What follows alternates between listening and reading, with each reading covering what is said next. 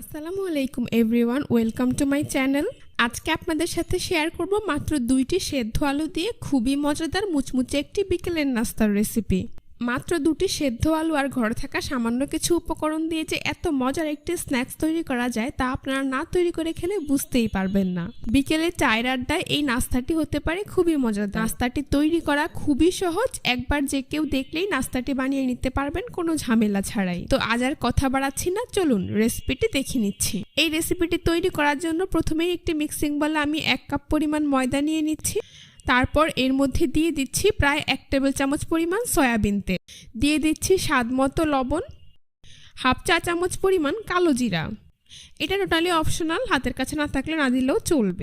এইবার সবগুলো উপকরণ হাত দিয়ে খুব ভালো করে মিশিয়ে নিচ্ছি। কিছুটা সময় নিয়ে তেল ময়দার সাথে মিশিয়ে নিতে হবে। এখানে ময়ানটা যত ভালো হবে নাস্তাটা তত বেশি খাস্তা এবং ক্রিস্পি হবে।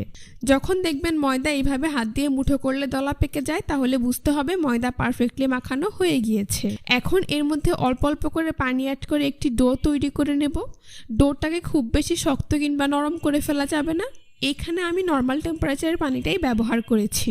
তো দেখতেই পাচ্ছেন অল্প অল্প করে পানি অ্যাড করে আমি একটি ডো তৈরি করে নিয়েছি। এরপর এর উপরে সামান্য পরিমাণ তেল মাখিয়ে একটি ঢাকনা দিয়ে ঢেকে রেস্টে রেখে দেবো প্রায় 15 থেকে 20 মিনিটের জন্য। এইবার অন্য একটি মিক্সিং বলে 2টি বড় সাইজের আলু খোসা ছাড়িয়ে এইভাবে কেটে সেদ্ধ করে নিয়েছি। একটি গ্রেটার দিয়ে আলুগুলোকে গ্রেট করে নিচ্ছি। আপনারা চাইলে কাঁটা চামচ দিয়ে কিংবা হাত দিয়েও ম্যাশ করে নিতে পারেন, তবে খেয়াল রাখতে হবে যেন আলুতে কোনো প্রকার দলা না থাকে। তো দেখতেই পাচ্ছেন আমার সবগুলো আলু গ্রেট করা হয়ে গিয়েছে। এখন আমি এর মধ্যে দিয়ে দিচ্ছি স্বাদ মতো লবণ, হাফ চা চামচ পরিমাণ চিলি ফ্লেক্স, হাফ চা চামচ পরিমাণ গরম মশলার গুঁড়ো, হাফ চা চামচ পরিমাণ চাট মশলা, হাফ চা চামচ পরিমাণ ভাজা জিরার গুঁড়ো, আর সবশেষে দিয়ে দিচ্ছি হাফ চা চামচ পরিমাণ ধনিয়ার গুঁড়ো। এখানে আপনারা চাইলে চিলি ফ্লেক্সের বদলে লাল মরিচের গুঁড়াও ব্যবহার করতে পারবেন। তো সবগুলো উপকরণ একসাথে খুব ভালো করে মিশিয়ে নিচ্ছি। মেশানো হয়ে গেলে এখন আলুর বাইন্ডিংয়ের জন্য আমি এখানে দিয়ে দিচ্ছি প্রায় 2 চা চামচ পরিমাণ কর্নফ্লাওয়ার। আপনাদের হাতের কাছে কর্নফ্লাওয়ার না থাকলে এখানে চালের গুঁড়ো ব্যবহার করতে পারবেন। তো কর্নফ্লাওয়ারটাকে সবকিছুর সাথে খুব ভালো করে মিশিয়ে এবার এটাকে এক সাইডে রেখে দিচ্ছি।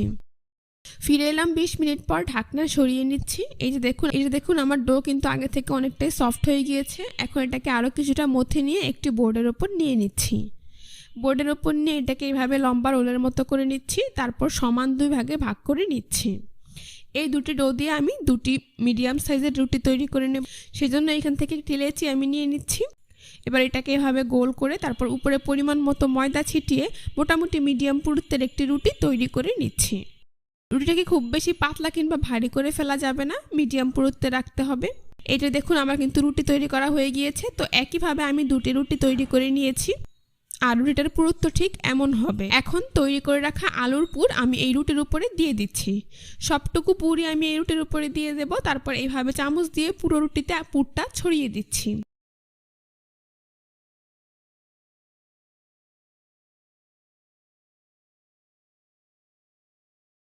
এই যে দেখুন আলুর পুরের উপরের পাশটা কিছুটা অমসৃণ রয়েছে। আপনারা একটি বেলুন দিয়ে এটাকে এইভাবে বেলে উপরের পাশটা মসৃণ করে দিতে পারেন। এইবার তৈরি করে রাখা অন্য রুটিটা আমি এর উপর এইভাবে দিয়ে দিচ্ছি। আশা করি আপনারা দেখেই বুঝতে পারছেন। হাত দিয়ে আলতো করে চেপে দিচ্ছি, এখানে খুব বেশি চাপ প্রয়োগ করা যাবে না। এরপর একটি বেলুন দিয়ে বেলে রুটিটা সব পাশ সমান করে নিচ্ছি। এখন একটি ছুরি দিয়ে রুটির 4 পাশ কেটে বর্গাকার শেপ দিয়ে দিচ্ছি।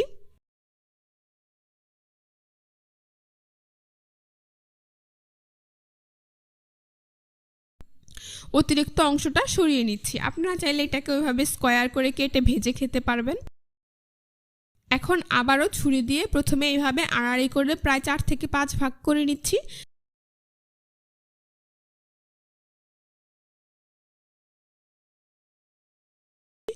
তারপর একইভাবে লম্বা করে ওইটাকে এভাবে কেটে 4 থেকে 5 ভাগ করে নিচ্ছি।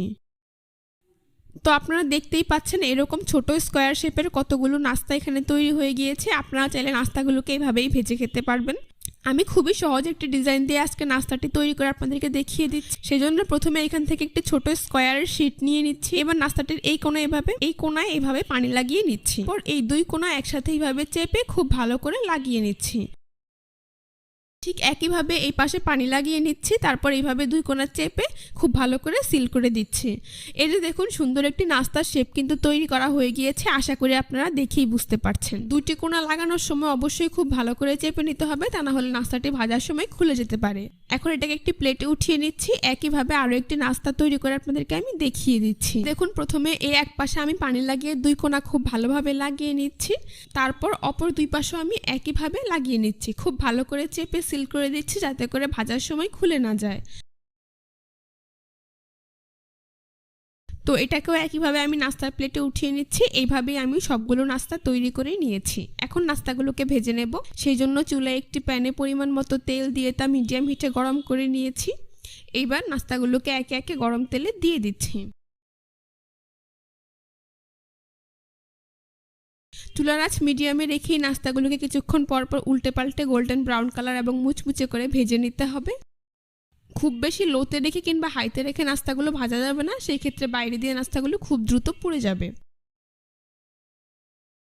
দেখতেই পাচ্ছেন আমার নাস্তাগুলো ভাজা হয়ে গিয়েছে, খুব সুন্দর কালার চলে এসেছে। এখন একটি ছাঁকনি দিয়ে আমি এগুলোকে তেল থেকে তুলে নিচ্ছি। তারপর খুব ভালো করে তেল ঝরিয়ে একটি নাস্তার প্লেটে নিয়ে নিচ্ছি।